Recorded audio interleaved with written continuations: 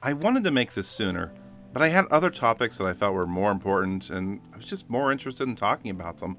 So the limited run games backlog grew a bit more than I anticipated.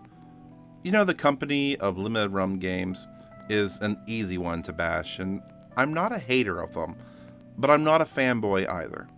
As long as they put out a product that people want to buy, at a quality people expect, and at a price that people will pay, then I have no major issues with their model.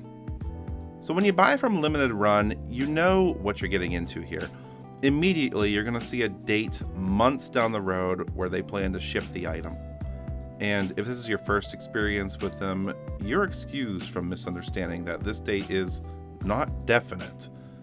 But I work in software development, specifically commercial software that is shipped on a regular basis, and I know how dates work. Depending on the team and the environment, they could be best effort dates more than they are dates that are set in stone. And that's what limited run games is. Best effort. You'll get it, presumably, but it might delay, 15 or 60 days.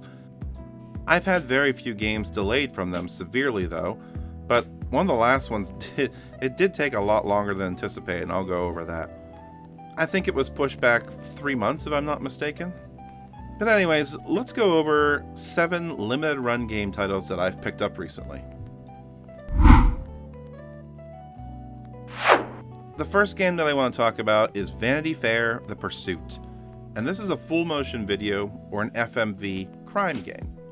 And these games usually have branching choices and tell the story entirely like a movie. While I usually am game to play and collect any FMV, this one in particular drew me to it with reviews of high quality acting, compelling storytelling, and an overwhelmingly positive score. If you're ever looking for some great FMV games, I recommend that you give Erica a try for that full FMV experience. And some other titles that I consider in a similar genre, but not quite the same, are Seventh Guest and 11th Hour. They're more puzzle games, but they incorporate the full motion video aspects into their game really well. And if you want to take a trip to the past, I recommend playing a game called Fox Hunt on the PC, which I think is also on the PlayStation, but it's pretty expensive if I'm not mistaken. It wasn't amazing, but it made me laugh in areas, and I found it frustratingly hard to play. Other titles like this were around the Sega CD, like Corpse Killer, Night Trap. They frustrated me to no ends, though, so be warned. But I also haven't played them since I was about 12 or 13. System Shock 2 is a remaster of a game from 1999 that I never played. However, I played the original System Shock on DOS. Well, a demo of it, or shareware as it was called back then. Either they were free or they were super low cost where you could trial a game. This was all before the internet mostly, and the games would come on floppy disks or CD, whichever made the most sense at the time, and depending on the size of the game. And System Shock was one of those that I played.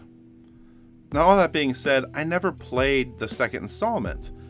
I recall really only playing a handful of games on PC as a kid, like Diablo, Diablo 2, StarCraft, Warcraft 2, games like Myst, Riven. Oh, here's a good one, Shivers. It's a game kind of like Myst or Riven, but more on the puzzle-solving horror side of things, and geared more towards kids or teenagers, I guess. And of course, a bunch of shareware that I played.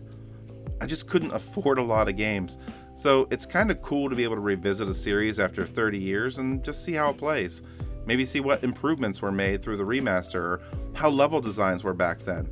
It's total time capsule stuff. I'm predicting that this game is going to be pretty brutal though. Up next is Gigabash, and this is a kaiju brawler game. Think of things like Godzilla style and those kind of sized monsters battling over big cities. The main reason I got this game was because of an old TV show called Nick Arcade that was on Nickelodeon in 1992. I actually thought the show ran a lot longer than it did, and perhaps I just watched a lot of reruns because this show made a lasting impression on me. You see, contestants would battle each other over various arcade games, and one of them was King of the Monsters. You pick a large-scale monster and fight through a city, knocking over buildings, battling other monsters. The person with the highest score in the end won that particular bout. I wanted something like this on my Nintendo or possibly my Sega Genesis so bad. And little did I know that that very game, King of the Monsters, actually was on the Sega Genesis in 1993, but I never owned it. Probably because I didn't own the Sega Genesis until a year or two later, and I likely forgot about the title. But I'd catch reruns of the Nickelodeon show, and I always wanted this game. Gigabash brings back those kind of memories, and it's totally the main reason I picked it up. It also might be something that my daughter even wants to get into.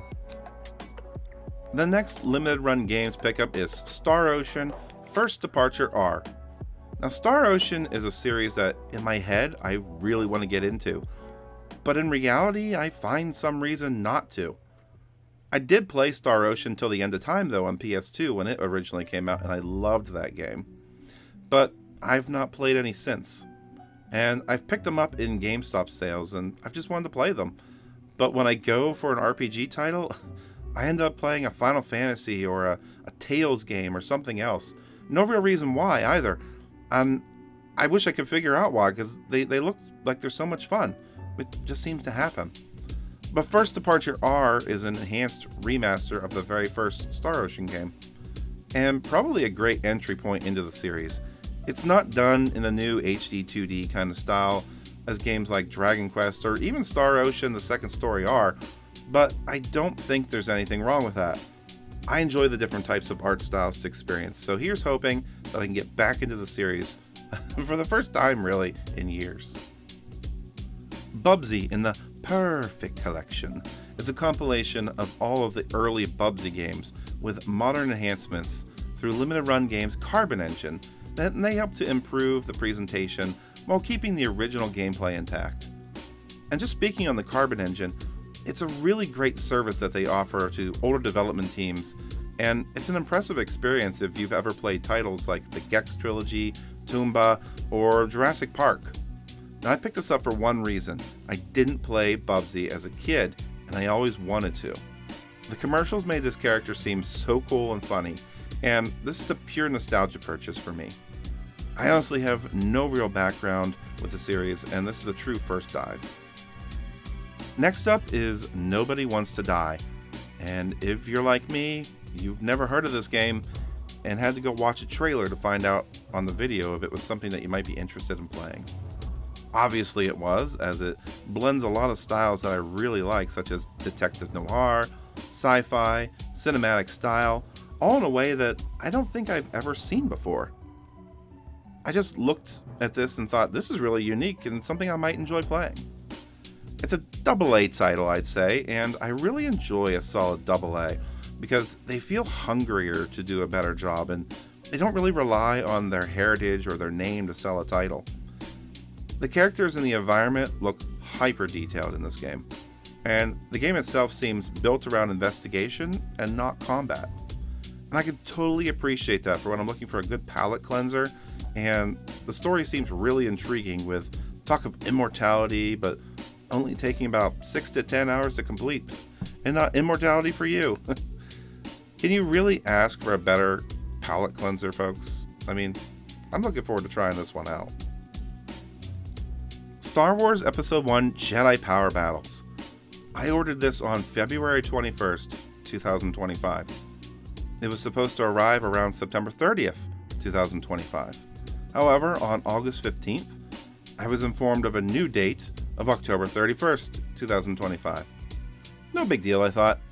It was a collector edition, and typically those take a bit longer. Then on November 1st, I was told it was shipping by November 4th. And that was perfect, no worries. Just happy to get this. And then silence for 2 months. 2 months went by. I wasn't panicking during this time. I'd actually forgotten about it mostly, since it had been so long and with the holidays in between there. But on January 2nd, 2026, I received an email that it was being prepared. Prepared, not shipped. But then on January 6th, I received another email with tracking information for it.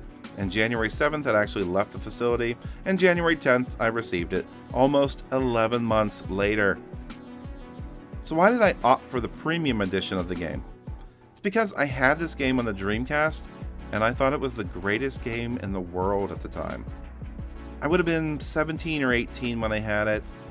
I didn't buy it brand new.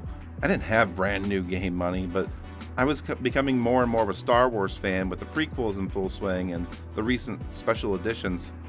I remember receiving the special edition box set for Christmas and watching it over and over. So having this game and getting to actually be a Jedi was awesome. It just felt like, I had to get the premium edition to show off how much it meant to me as a kid. Nothing more. Not really for prestige or even to do a video on it. I bought this before this channel even existed. Maybe if I get enough likes, I'll post an unboxing of it in the near future. I don't really get into unboxings myself, but hey, if I get 20 likes, I'll do a video on it. I have no intentions of keeping this thing sealed. And those are my latest limited run game pickups. Quite a run and mixture if I do say so myself. Without getting into the politics or the story behind limited run games, I'd love to hear your experience with them and what you might pick up on a regular basis. Heck, even other services that are like them. I'm not an LRG fanboy, as I've stated multiple times before. I just like getting digital games or retro games on modern consoles. But hey, thanks for joining me on Let's Build a Collection. And the next time that I get 3 to 5 LRG games, you'll see me back at it again talking about them.